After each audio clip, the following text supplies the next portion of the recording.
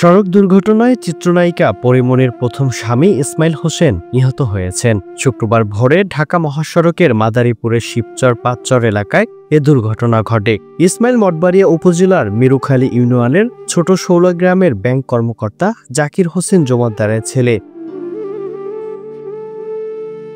ইসমাইলের চাচা কবির জমাদ্দার জানান, ইসমাইল তার বন্ধু মনিরকে নিয়ে বৃহস্পতিবার রাতে বাড়ি থেকে মোটরসাইকেলে ঢাকায় যাচ্ছিলেন। ভোরে ঢাকা ভাঙা এক্সপ্রেসওয়েতে পেছন থেকে ট্রাক তাদের ধাক্কা দেয়। এতে ঘটনাস্থলেই ইসমাইল ও তার বন্ধু মনির গুরুতর আহত হন।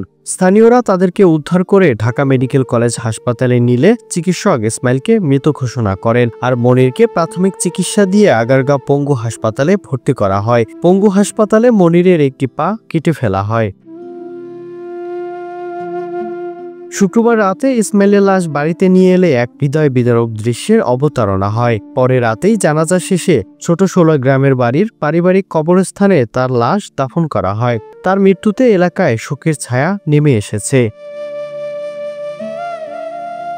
জানা গেছে, 2012 সালের 28 এপ্রিল শামসুন্নাহার স্মৃতি ওরফে পরিমণির সঙ্গে পিরোজপুরের মঠবাড়িয়া উপজেলার মিরুখালী ইউনিয়নের ছোট শৌলা গ্রামের ব্যাংক কর্মকর্তা জাকির হোসেন জমাদ্দারের ছেলে ইসমাইল হোসেনের সাথে বিয়ে হয়েছিল।